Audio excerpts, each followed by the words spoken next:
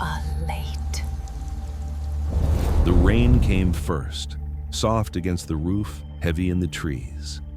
Out here in Tillamook Forest, the weather never decides if it wants to stop. Everything drips, even silence. The cabin sits a mile off the main road, no number, no sign. The forest wraps around it like an old confession that no one finished.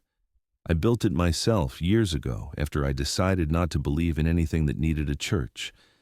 Nights here stretch long. The power lines hum when they feel like it. The stove crackles, a single light in the dark. I keep the candles for when the grid dies. It always does. That night, it went quiet around 11, no wind, no rain. Even the crickets stopped, like the whole forest was listening for something. Then the sound came. A low engine crawling up the dirt path, slow enough to mean trouble. No one drives here by mistake. You have to want to disappear to find me. Headlights broke through the trees, two white eyes cutting across the fog. They washed over the window, over the walls, over me. Then a knock on the door, 3 times, slow, measured. I opened it. A man stood there, coat black, hair slick with rain. No flashlight, no umbrella. His shoes sank in the mud, but he did not move. He said my name, not the one on my mail, the other one. Cassiel. The way he said it, it was not a question. It was memory waking up. I had not heard that name in 10 years. Hearing it again was like touching a scar you thought had healed. I almost closed the door. He smiled. Or maybe the rain did that to his face. He reached into his coat and placed an envelope on the table inside. Red wax seal, pressed deep, still soft at the edges. The mark shimmered in the candlelight. You should read it, he said. Voice calm, clipped, American with a trace of Rome hiding underneath. I told him I do not read anything from that city anymore. He said, then listen. He pulled out a small recorder, pressed play. The voice that came through was old, filtered through static. To the former operative of the Holy Office, designation Cassiel, you are requested to return to service. We believe the one you lost has been found. Victor Cross, alive. The message ended. A click. Silence again, but thicker now. He watched me, eyes steady, waiting for something to move inside me. It did, just a little. I asked who sent it. He said, the church remembers its own.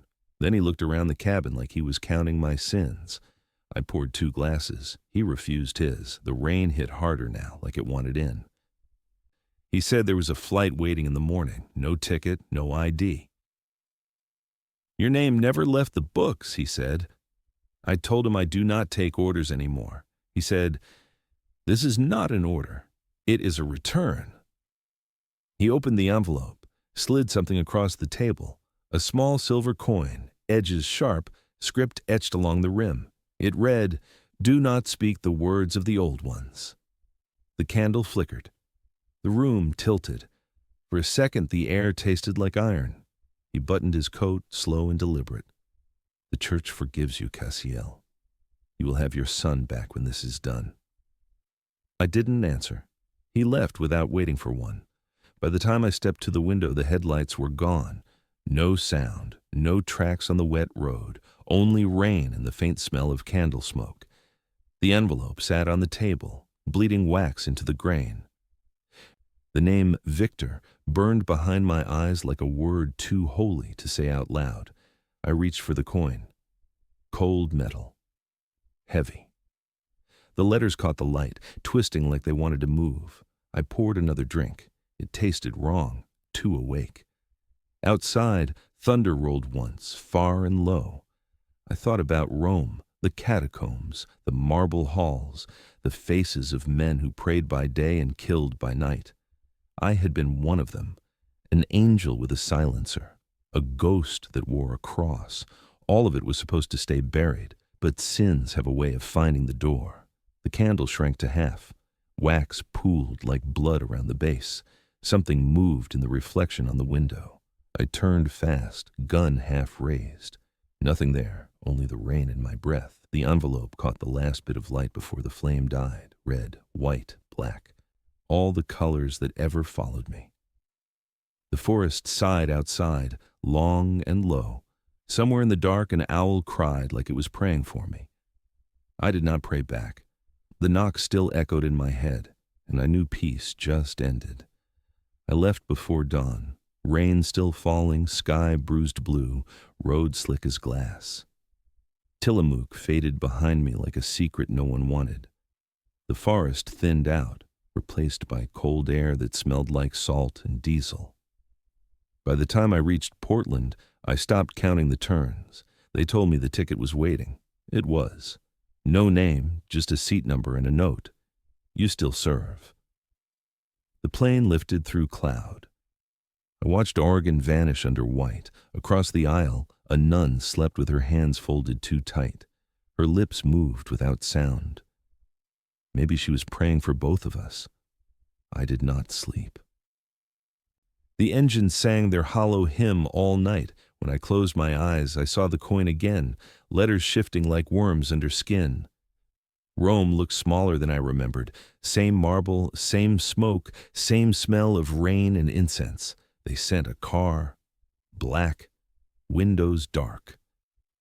Driver said nothing the whole way. We passed the walls, the fountains, the crosses carved into stone too clean for the things it hides. I could almost hear the echo of boots from men who never stopped marching. The car stopped near the old district, where tourists never go. The building used to be a library. Now it breathes. Theron waited inside. Same face from that night at the cabin, same coat, no rain this time. Behind him, a door half open. Candlelight flickered against the walls. He motioned for me to follow. We walked down narrow stairs, stone slick with moisture, air thick with wax and dust. Each step hummed like a memory. At the bottom, a single table, 5 pieces of silver laid in a perfect line, each one etched with a phrase, faint and sharp. Theron handed me a small folded card. "Directives," he said. His voice carried that Vatican calm that makes everything sound like a confession. I read the first. You will not speak her name before the act. Second, you will not pray until it is done. Third, you will not look into her eyes. Fourth, you will burn what remains. Fifth, you will forget. I asked why these rules. He said, because they work. He handed me a photo. Black and white. A woman standing in front of a ruined chapel near the border of Switzerland. Rain in the background, her hands raised, palms open, like she was talking to the sky. Face turned slightly, eyes closed. The Amanda. They called her a witch, said she kept the old ways alive, the kind of prayers written before churches had roofs, said she was calling to something buried deep under the ground, something that once answered. The church erased her name from the records, then sent men like me to finish the erasing. They never said why she started praying again. Theron walked me through the armory. Nothing grand, just clean. A case of weapons, each tagged with a small note of blessing. He gave me one. Matte black, suppressed, same make as before. He said, "You were the best, Cassiel. You still are." I told him I stopped believing in that word a long time ago. He smiled like he had heard that line from every ghost they ever brought back. Before I left, he placed one of the silver pieces in my palm, cold enough to bite. "This one is yours," he said. "Keep it close. It listens." I asked what that meant. He only said, "You will understand when it answers." He gave me a location. Switzerland border. A village erased from most maps, swallowed by fog and neglect. I was to find Amanda Ward. Terminate the subject. Confirm the death with proof of burn. Simple words for impossible things. Outside, the rain had stopped. Rome glowed gold in the distance, like it wanted to be forgiven. I lit a cigarette, even though I quit years ago. Smoke filled my lungs like a prayer I did not believe in. In the distance, bells rang for evening mass. Their echoes chased through the streets and hit the old stone like waves. For a moment, it sounded like breathing. I remembered Victor then, the way he laughed in the memory they gave me, a laugh that never really existed, but it felt real enough to hurt. The car waited again, same driver, same silence. We drove through alleys that smelled of wet stone and ghosts. The city blurred by, every window holding a face I used to be. At the edge of the Tiber, I asked to stop. I stepped out, watched the black water move slow under the bridge. It looked clean tonight. It was not, but I wanted to believe it could be. Theron stood a few feet behind. "You still know how to pray?" he asked. I said nothing. He said, "Good. Keep it that way." He handed me a small passport with no name, only an emblem, a crimson seal carved into the cover. When I touched it, it felt warm. He said the plane leaves at dawn. Then he turned and walked back toward the lights, coat snapping in the wind. No goodbye. Men like him do not believe in those.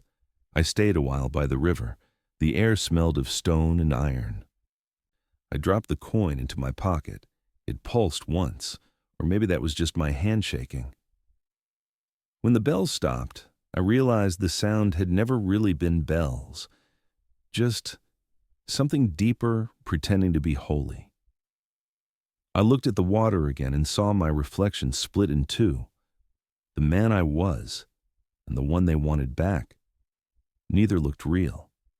The candlelight from the bridge flickered on the surface, red, then white, then gone. The rain started again, and I walked toward the noise.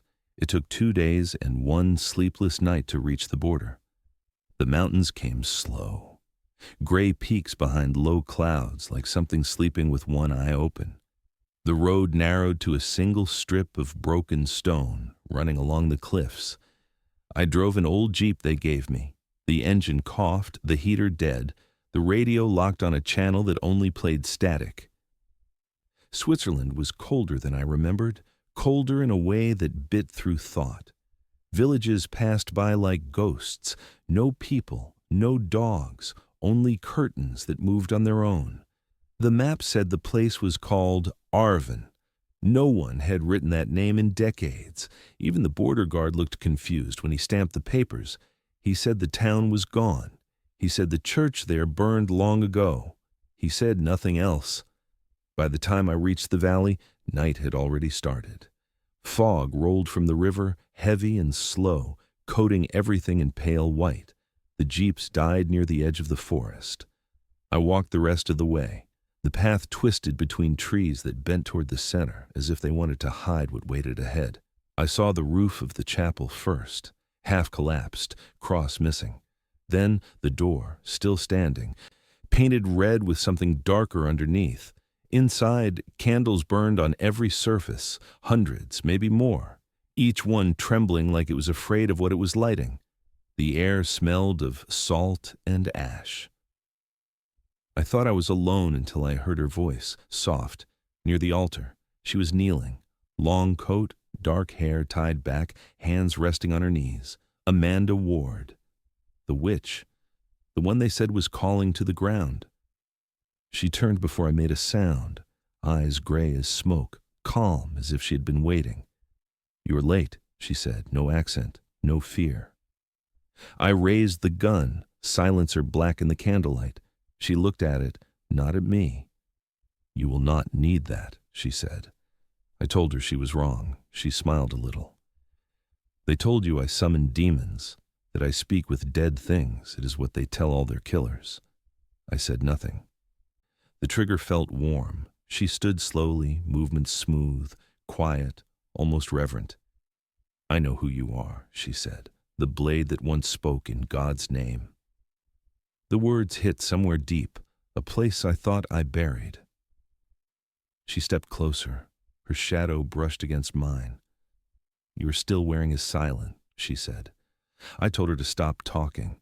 She did. Then she whispered something under her breath. Not Latin, not prayer. Something older. The air shifted, heavy and alive. Candles bent inward, flames leaning toward her. The floor cracked near the altar. Dust rose, slow and thick. For a second, I saw light under the stone, pale blue, pulsing like a heartbeat. Then it was gone. She looked at me again. "If I die, it wakes," she said. "I'm the lock, not the door." I fired once.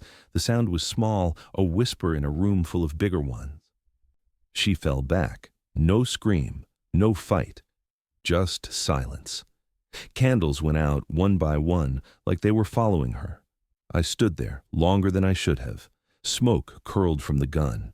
The smell of powder mixed with wax. It felt like being inside a dying prayer. I checked her pulse.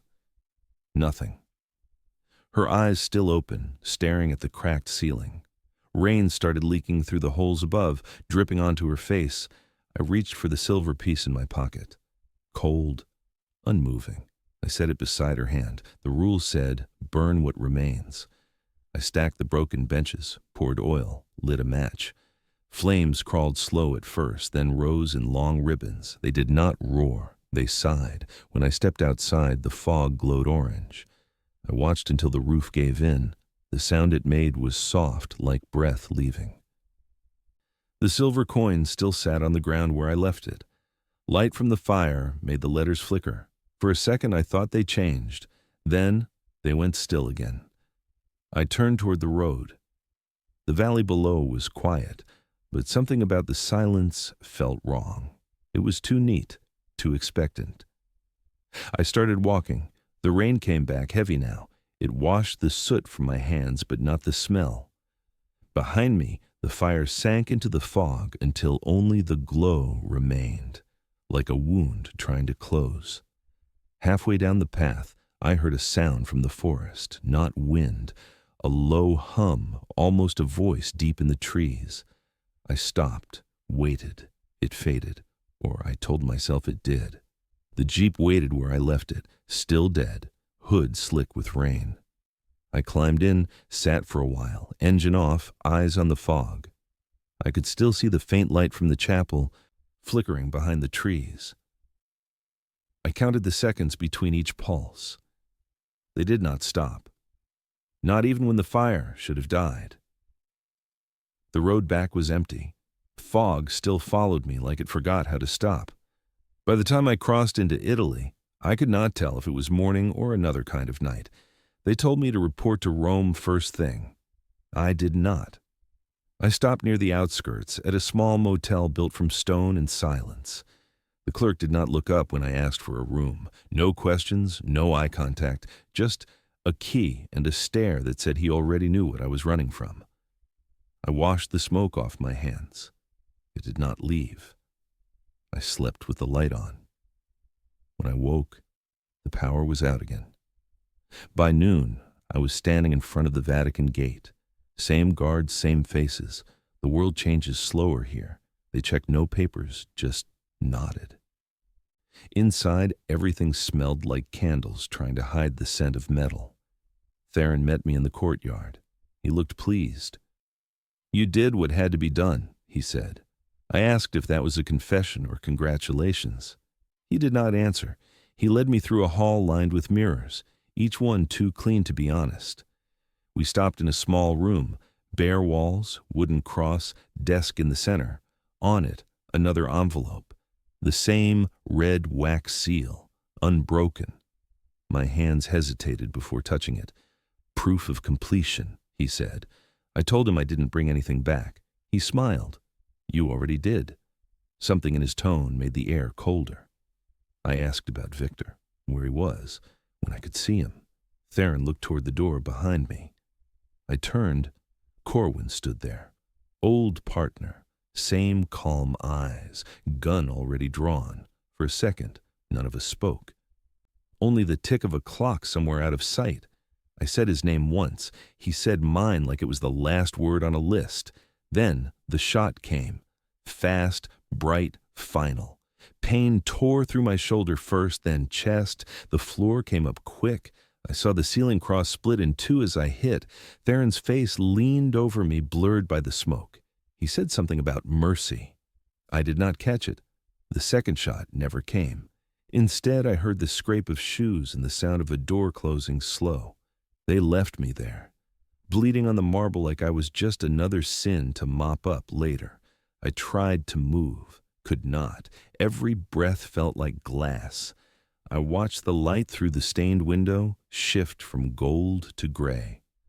The rain outside started again, soft at first, then hard. I remembered Amanda's last words. I am the lock, not the door. They echoed in the sound of the rain, louder with each drop. For the first time in years, I wondered if I had killed the wrong thing. The blood spread wide. I could see my reflection in it, not a face, just color, red, black, and the kind of white that comes right before forgetting. Footsteps returned, 2, maybe 3, voices low, speaking the old language, familiar but cracked. Hands lifted me, rough and sure. Then nothing. When I woke, everything smelled of wood and smoke, not incense, not candlelight, fireplace smoke, the kind that belongs to people, not saints. The ceiling above me was wooden, curved, scarred by time. Outside, wind moved through trees, a storm, or just another night pretending to be one. I tried to sit up, ribs burning. A hand stopped me, old, steady. You are not ready to move, the voice said. American, familiar somehow. He stepped into the light. Gray hair, eyes like someone who forgot what sleep feels like, clothes plain, no collar, but the weight of a priest still clung to him. My name is Nolan, he said. You were found near the river. Lucky to be breathing. He did not ask what I was doing there. He already knew. People like us always know. He handed me a cup. Water, not wine, tasted clean. For a moment I almost believed it could wash something away. Nolan watched me drink. You were shot by your own, yes? I nodded once. He sighed like a man used to bad news. The church has many faces, he said. Not all of them look toward heaven. The fire cracked behind him. He leaned closer. I think you met the wrong one.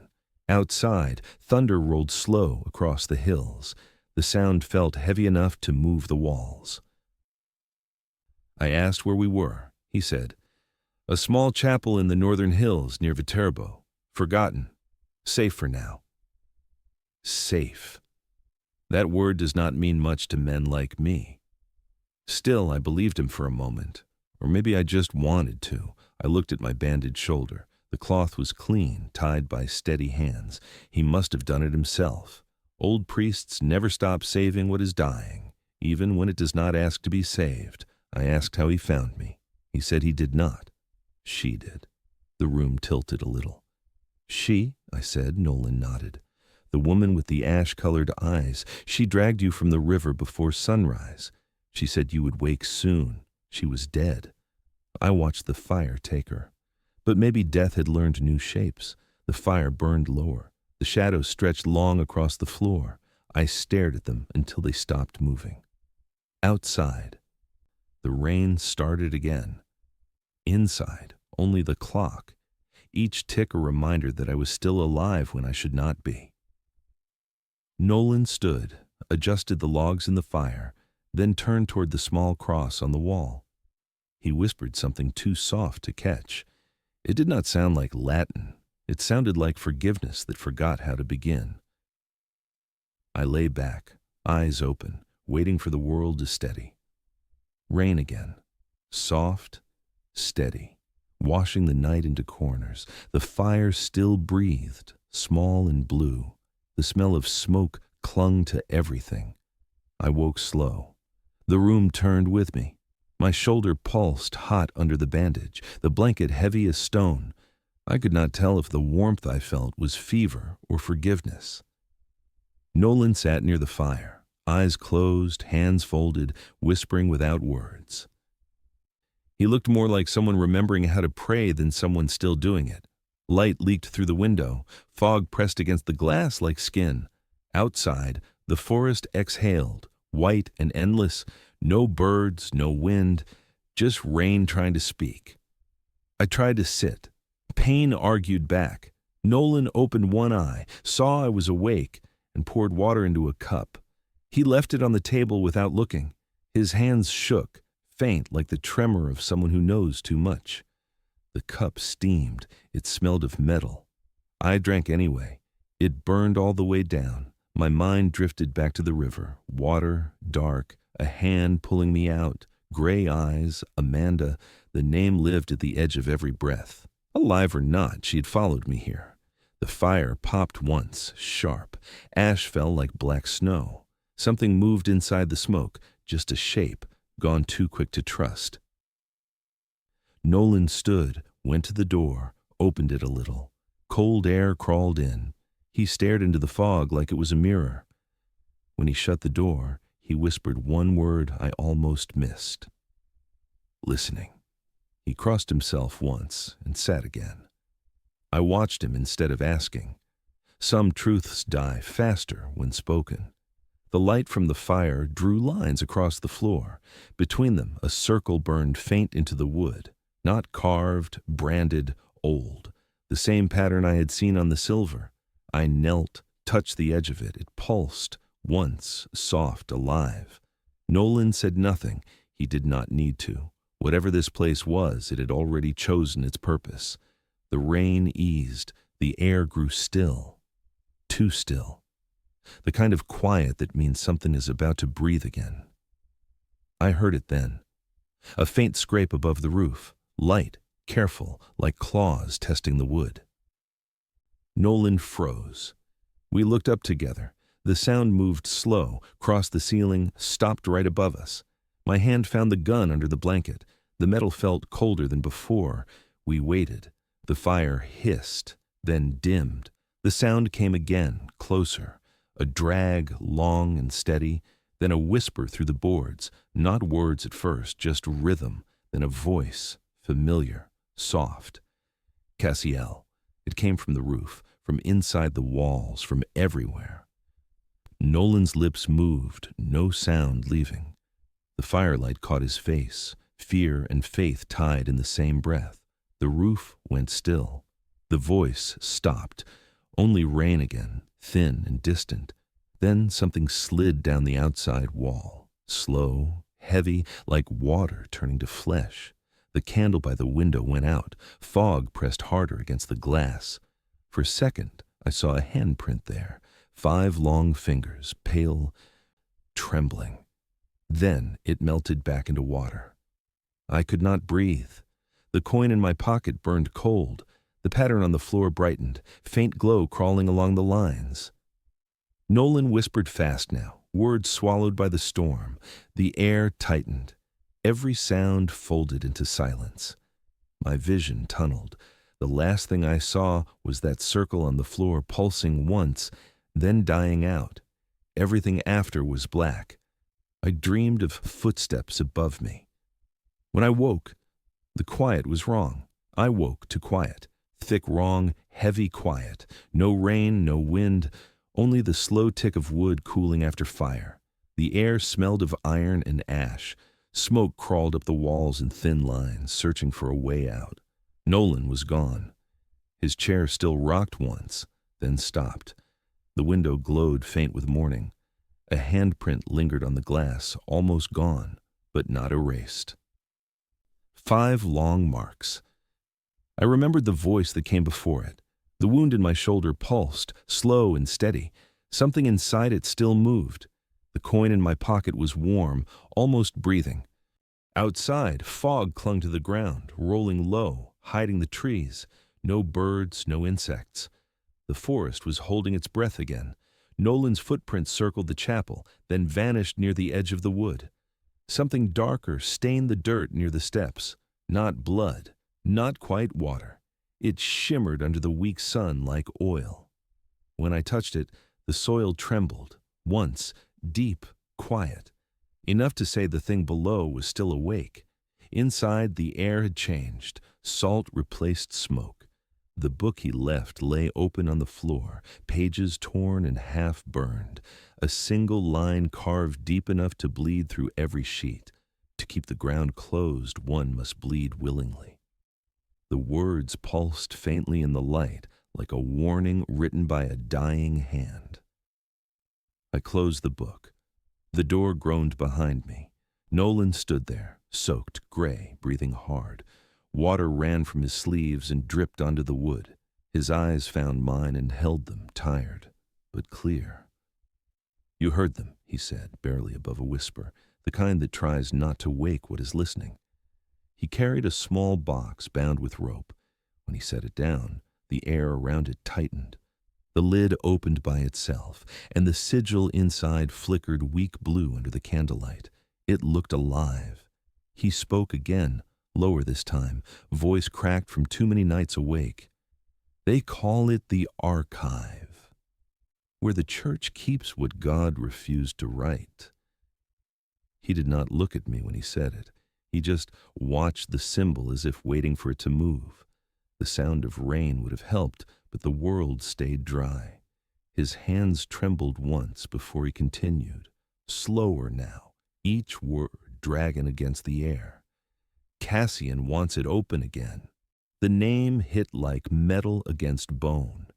Cassian, the Red Cardinal. The man who once blessed my hands before sending me to kill in his name.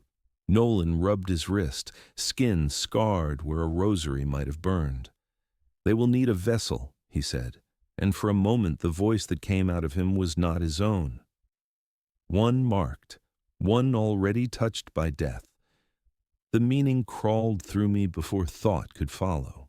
Every scar on me, every sin, every mission, it all led here, a shape waiting for purpose. Outside, the fog pressed harder against the glass. Figures flickered between the trees, tall and still. Each carried a faint light that did not belong to fire. Nolan reached into his coat and placed something in my palm. My coin. It was colder now, edges sharp enough to cut. He said nothing. He did not need to. The coin spoke for itself, a faint hum rising from it like a heartbeat. "She will come back," he murmured after a long pause, his words slipping out like smoke escaping a crack. "Not to haunt you. To finish what she started." The air around us thickened. I could taste the salt again. The wound in my chest burned, one pulse too strong to ignore.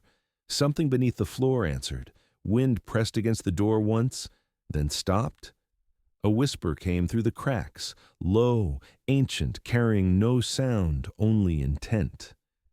Nolan closed his eyes. The candle flame bent sideways and died. He breathed out slow. The ground shivered beneath us, once, twice, then still. He opened his eyes again, steady now, but the calm of a man who has given up running. "It has begun," he said, voice flat, final, not fear anymore. Just knowing. The floor held its breath after that. So did I. Night again, no moon, only the color of fire hiding behind clouds. The forest hummed under the fog, the kind of sound you feel through your teeth. Nolan had fallen asleep in the chair by the door, head bowed, hands still folded over the rosary that was missing half its beads. He breathed heavy, like every inhale was borrowed time. I could not sleep. Every time I closed my eyes, I saw the handprint on the glass. It did not fade anymore. It burned white behind my eyelids. The coin pulsed in my palm, slow and steady, same rhythm as the heartbeat under the ground. The air smelled of salt again. It had started coming from inside the walls. Sometime past midnight, the light changed. The candle flame stretched thin, bending toward the window. Then it went out without smoke. The room listened. So did I. Something brushed the outside wall. Not claws, not branches, something soft dragging through wet leaves. It circled the chapel once, then stopped near the door. Nolan stirred, muttered a name under his breath, one I could not catch. The air thickened. I reached for the gun, but it was already too late. The door moved before I touched it, just a little, then wider. The fog pushed through first, and she followed. Amanda, alive or something close to it. She stepped through the doorway without a sound, her coat still wet from the river that should have buried her. Her eyes gray, rimmed with light that did not belong to this place. She looked at me, then at Nolan, then back to me again. "You should not have come back," I said. The words scraped my throat on their way out. She did not answer. Her gaze drifted to the floor, to the faint mark of the circle burned into the wood. She traced it with one finger. The glow returned under her touch, soft blue, alive again. Nolan stood now, slow, unsteady. He whispered something that sounded like her name, but it came out broken. Amanda turned to him. "Not yet," she said quietly. Her voice carried no breath, just vibration. The walls seemed to bend with it. The cross above the doorway cracked down the center. Dust fell like snow. I felt the pulse again beneath my feet, louder, faster. Something below wanted out. She looked at me then, eyes sharp through the haze. "You opened it," she said, and for a moment I could not tell if it was accusation or pity. Nolan's lips moved, but no sound came. He stared at her like he had seen this moment before. Maybe he had. Amanda stepped closer. The air between us thinned.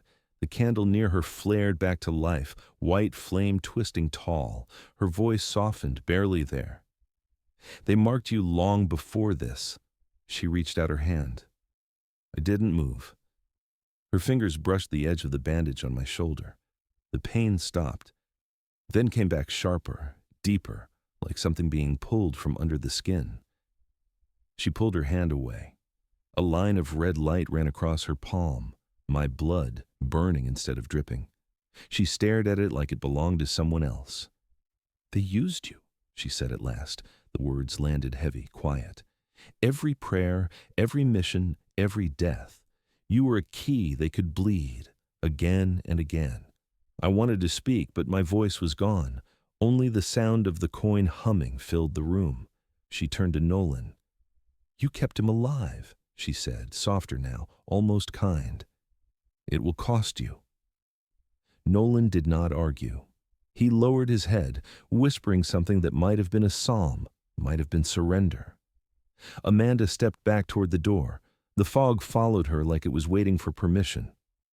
She stopped once in the threshold. Her eyes found mine again. "When it starts to bleed," she said, "run." Then she was gone. The fog swallowed her whole. The coin in my hand cracked, just once, a thin line across its surface. Blood welled from the cut, my own, drawn out like it had been waiting for her to ask. Nolan stared at it, pale, shaking. He whispered the same words over and over until they stopped sounding like language. Outside, thunder rolled. The ground answered, and I finally understood what the word open really meant. I tried to leave, but the ground moved first. The ground did not stop moving. It pulsed beneath the floor like a slow heartbeat, deep and steady. The cracks in the wood widened one breath at a time. Every pulse made the air inside the chapel ripple, almost breathe. Nolan stood near the doorway, face pale, hands trembling over the broken cross.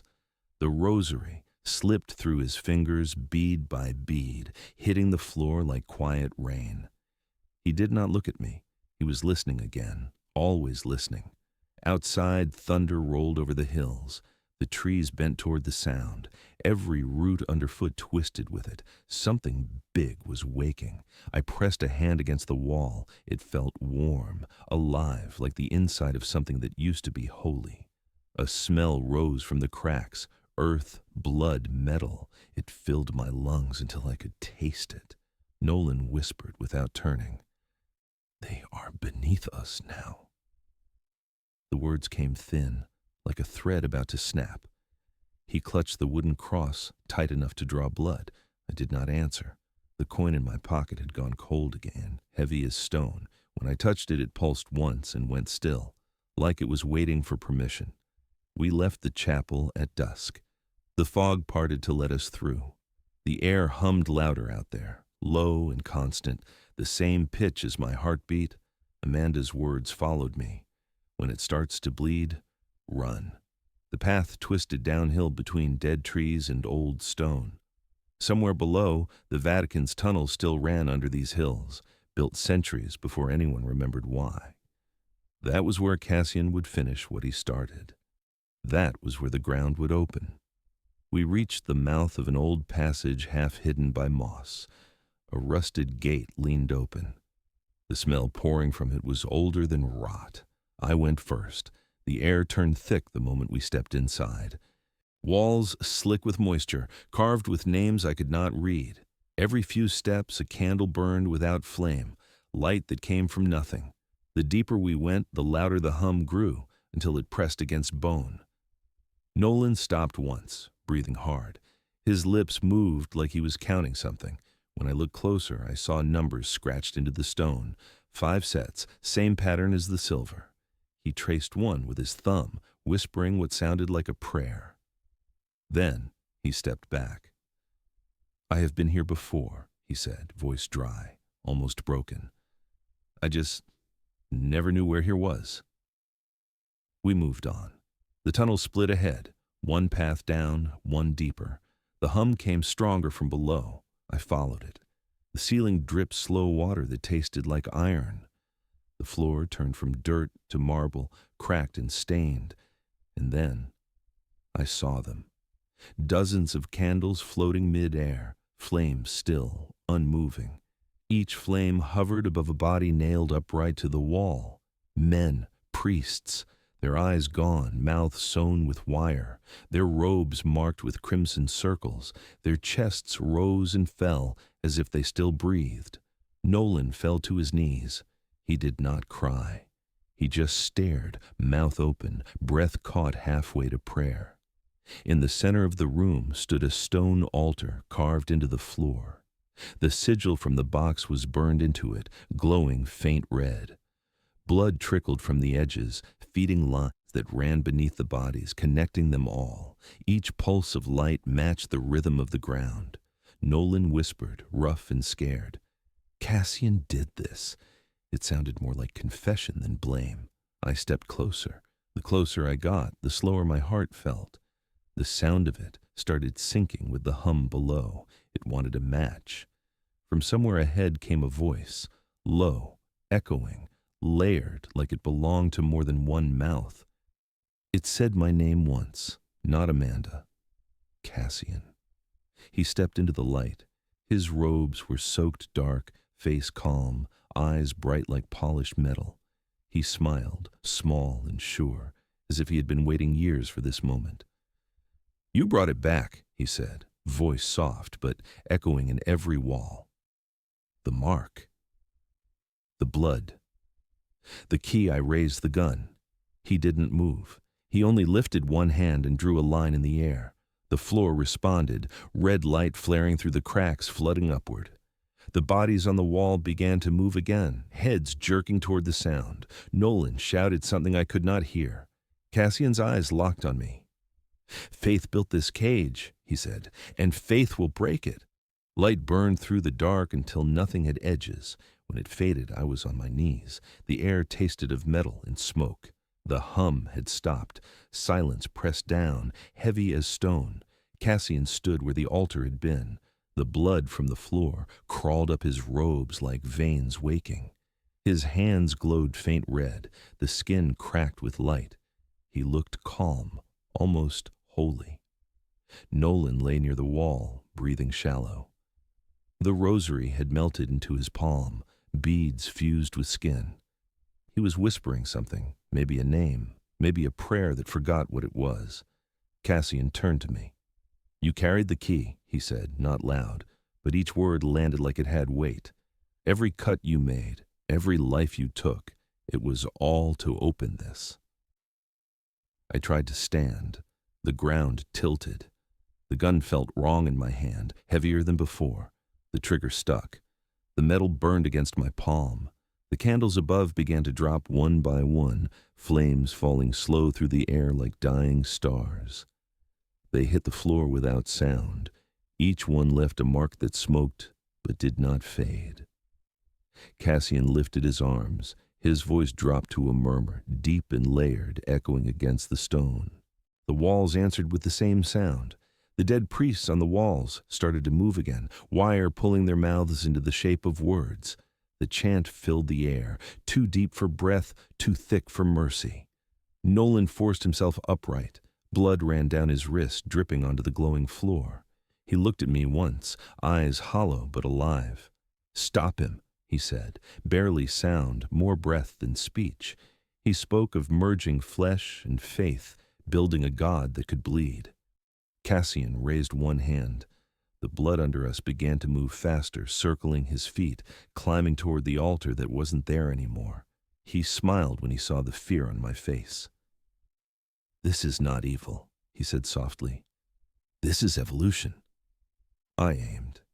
The gun cracked once, echo swallowed by the chant. Cassian staggered but did not fall.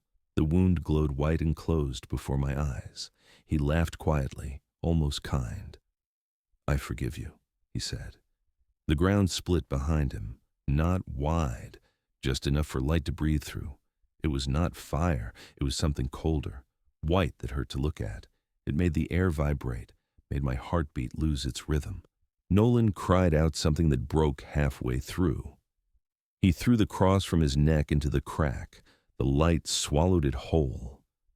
For a moment the chant stopped. Cassian frowned. His voice rose, deeper, sharper, cracking the space around him. He spoke the old words, too fast, too low to follow. The walls bled. The altar reformed from the light itself. I ran, not away, forward. The gun empty now, useless. I hit him shoulder first. The impact threw both of us to the floor. The blood under us hissed where it touched skin. He grabbed my throat, grip cold, inhuman. "Do you know what you are?" he asked, voice close, almost gentle. "A vessel carved by faith." I felt the coin in my pocket pulse hard once, then crack. Something hot spread through me. My pulse matched the hum again. For a second, I could see what he saw, light bending, time folding, all of it breathing. Nolan shouted from somewhere behind, words I could not hear over the roar. He reached for the altar, grabbed one of the silver pieces lying near it, and drove it into the symbol. The light screamed. Cassian screamed with it. I tore free and rolled back. The wound in my shoulder burned white. The mark Amanda had touched was awake again. The same red glow bled through the fabric. It spread up my neck, down my chest, across my arm. The hum turned into a rhythm, heartbeat and drum. Cassian fell to his knees. The glow inside him flickered, unstable. He reached toward me. "Finish it," he said, voice breaking. Tone not command, but plea. I did not think. I grabbed the broken silver from Nolan's hand and drove it into Cassian's chest. No blood, just light. He fell back, eyes still open, body dissolving into white smoke. The chant stopped. Every candle went dark. The hum died. For the first time since I came here, there was real silence. Nolan collapsed beside the altar, breath ragged, shaking. The wound on his wrist had stopped bleeding. He looked at me once, eyes tired but clear. "You stopped him," he whispered, though it sounded more like disbelief. The floor beneath us began to close, slow, like a wound sealing. The cracks swallowed the light one by one. When it was done, only the smell of burnt air remained. I stood dizzy, empty. The coin in my hand had turned black. No pulse, no sound. I thought it was over. Then the altar moved. Not much, just enough to breathe. The altar moved again, once, then stopped. The last glow sank into the stone like light drowning. Smoke hung low, curling along the floor. Nolan lay beside it, still breathing, eyes open but far away. He tried to speak. Nothing came out. I stayed beside him until the air stopped shaking. The chamber smelled of salt and old blood, every wall wet, pulsing with the echo of what had been. I could not tell if the hum had stopped or just gone deeper underground. Cassian was gone, not dead, not alive, just gone. Only a smear of ash where his shadow used to be. I touched the floor, warm, the warmth of something that remembers being alive. The silver in my hand had turned dark, edges cracked, no pulse, no voice. Nolan's eyes found mine. He smiled once, a thin, quiet thing. "Close it," he said, breath scraping against his teeth. Then his head fell back. The light in his eyes dimmed, slow, steady, peaceful. The ceiling above us split. A line of faint white, then another. Snow began to fall through the cracks, one flake at a time, melting before it touched the ground. The air turned colder, clean, almost kind. I carried him out through the tunnel. Each step felt like walking inside someone else's dream. By the time I reached the surface, the storm had begun. The forest was white now, no fog, no sound, just snow coming down slow, heavy, relentless. The chapel behind me burned from the inside, light bleeding through every crack in its stone. I laid Nolan near the tree line, covered him with his coat. The cross he had thrown into the light was somehow back in his pocket, untouched, cold as iron. The wind moved through the trees in long sighs. Every breath carried whispers that almost formed words.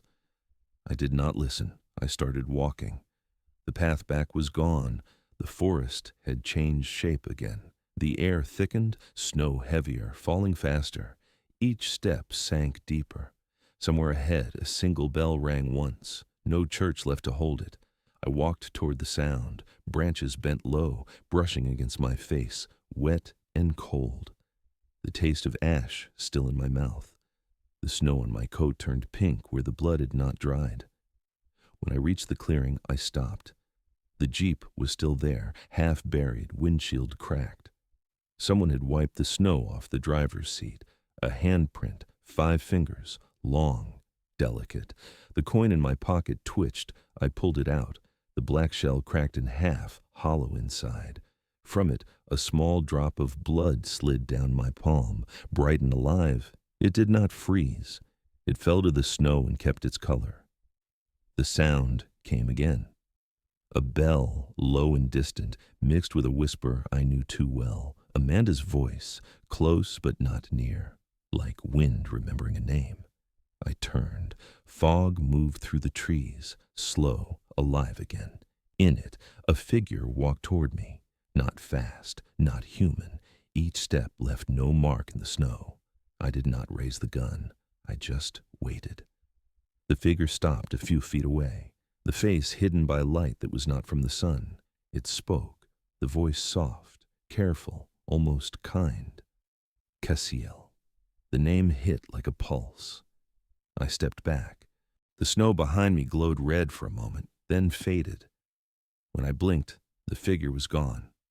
Only footprints remained, small, bare, leading back into the woods. The storm quieted. The sky turned silver. Snow still falling, steady, endless. I looked down at my hand. The blood from the coin had dried into a perfect circle on my skin. It pulsed once, faint but certain, alive. The bell rang again, farther now, or maybe beneath me. I started walking. The cold did not bite anymore. The trees bent out of the way. Somewhere behind me, the chapel roof gave in. Light flared one last time, then went out. I did not turn back. The road ahead disappeared into white. For the first time in years, I could not tell if I was walking out of the forest or deeper into it. The wind carried one last voice, almost human, soft. "Father, it is time." Then nothing but rain turning white.